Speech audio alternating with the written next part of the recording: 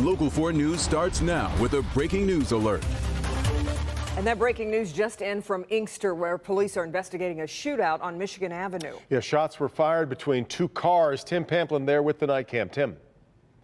An absolutely crazy scene here. Michigan Avenue at Middlebelt. That's where Dearborn Heights, Westland and Inkster all meet up. The Citgo gas station windows shot out. This vehicle involved in a shootout that all played out right in front of Inkster police officers. After they saw the bullets flying, they went in hot pursuit after one of the vehicles. Straight down here, take a look at this. They found that vehicle. This is at Cherry and Williams Street in Inkster. When police finally caught up with the vehicle, the occupants were gone. Police are now fanning out throughout this neighborhood. Now, the occupant of that white vehicle at the gas station, when police finally circled back there, that person was gone too. We have two vehicles shot up. Police now actively in the neighborhood looking for gunmen, and local hospital emergency rooms are being checked out for victims. If you're in the area of Inkster Road, Chestnut, Florence, police are asking you stay indoors while they conduct their search. That is the scene in Inkster tonight with the night cam. Tim Pamplin, Local 4.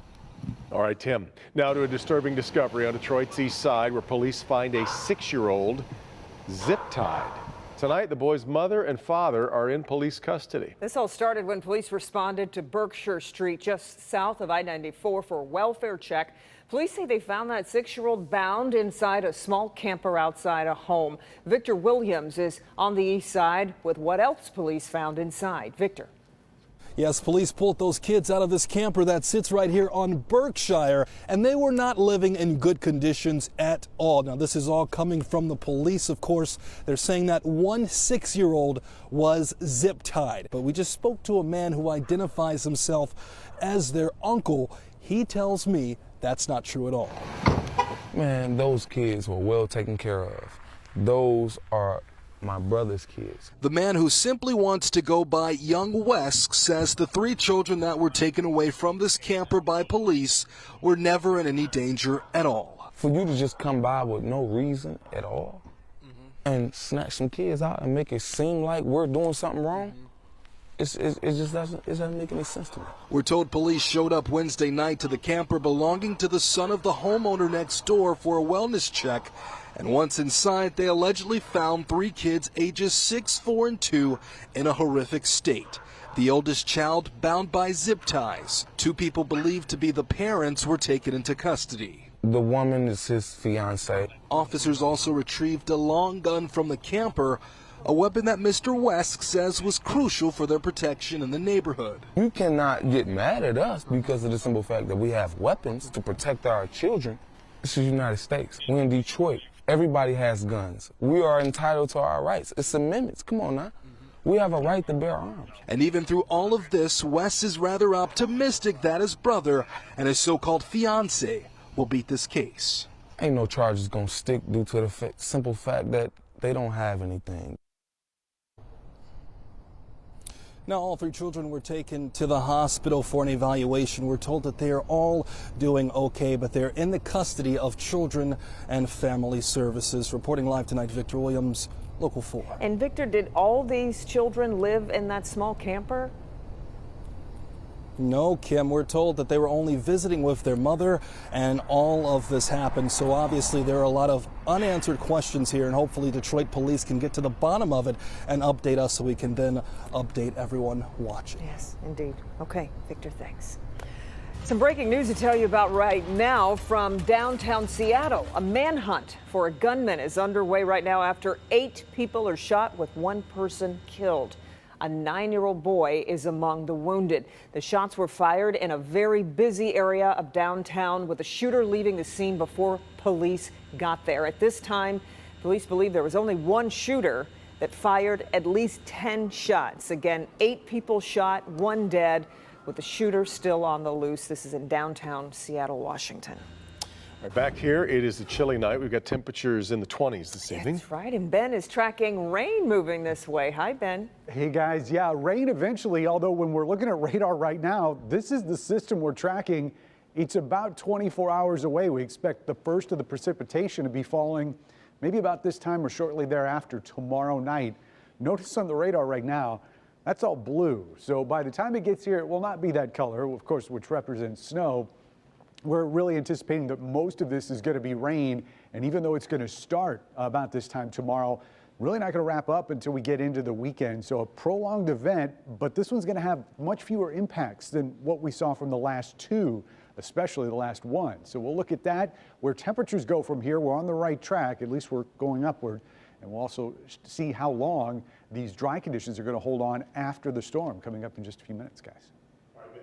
After months of investigation, hours of partisan debate, House impeachment managers are refocusing today on their core complaints and accusations that the president abused his power and obstructed Congress. Today was the first of 3 days Democrats have to make their case before the president's team starts laying out a defense. Jason Colthorpe in the newsroom tonight. Didn't go as late as they did last night, that's for sure, Jason. Oh, not even close, Devin. Last night, way into the night, and tonight they knocked off around 9:30, a little after that. The partisan back and forth that we saw dotting the start of this impeachment trial, that part is over. Today and into the night, the Democratic House managers laid out their case against the president.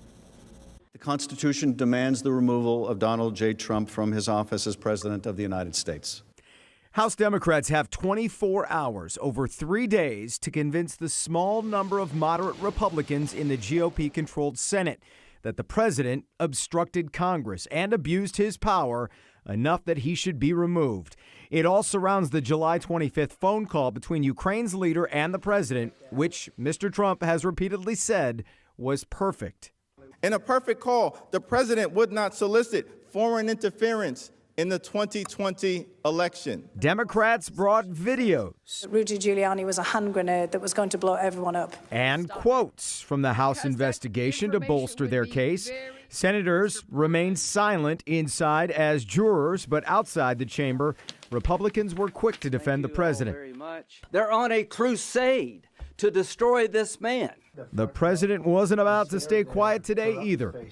I'd sort of love to sit right in the front row and stare at their corrupt faces. All this while Democrats push forward with the hope of hearing new evidence that the president has bragged only his team has. There will be continued pressure on many Republican members to ask for witnesses and documents. Now the next vote on whether to allow those witnesses, still a few days away, maybe even several days, and now President Trump is suggesting he could use executive privilege to block former staffers like John Bolton from even taking the stand. Of course, it all gets going again tomorrow afternoon. We'll be following it as we have every day since. In the newsroom, Jason Colthorpe, Local 4. An executive privilege fight would be one a lot of court watchers and Capitol Hill watchers will love to watch play out. We'll see if we get there, right, Jason? A contractor in Riverview is behind bars tonight accused of scamming customers. Police say Vincent Agostino was taking money from residents to do handiwork but never completed the jobs. The 52-year-old was arrested today. Police say Agostino operated by the name A1 Handyman, and on at least 2 occasions last year, he took money for jobs that he never finished. He's facing misdemeanor charges. The chief academic advisor at the University of Michigan is on leave tonight over allegations of sexual misconduct. Martin Filbert is currently provost and executive vice president for academic affairs. School president Mark Schlissel says Filbert was placed on leave after the university received several allegations of sexual misconduct. An independent investigation is being done by an outside law firm. The school is now working on naming an acting provost. Gamblers in Michigan will start cashing in on sports betting in the spring. Michigan Gaming Control Board says bettors can place wagers in person at Detroit casinos in just a few months. Online betting is going to take longer so that the board can finalize rules for obtaining online licenses. Governor Whitmer, of course, signed laws last month legalizing sports betting and online gambling, but online gambling likely won't happen in Michigan until 2021. At least not legal online. There you go.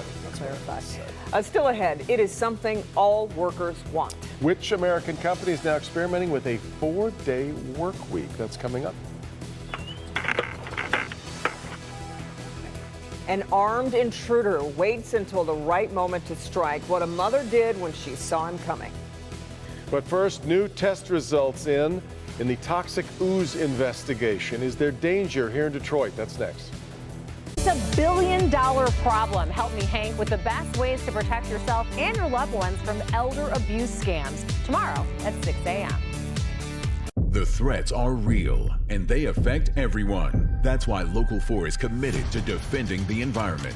Help Me Hank continues to dig deeper on the toxic ooze investigation and won't stop. Somebody needs to be held responsible for the lack of work that was done. Defender Karen Drew fights for justice, making sure the people behind the Detroit River contamination concerns clean up their act. We know it's contaminated soil. Another violation. Local 4 and Click on Detroit, uncovering the stories, fighting for change, getting results.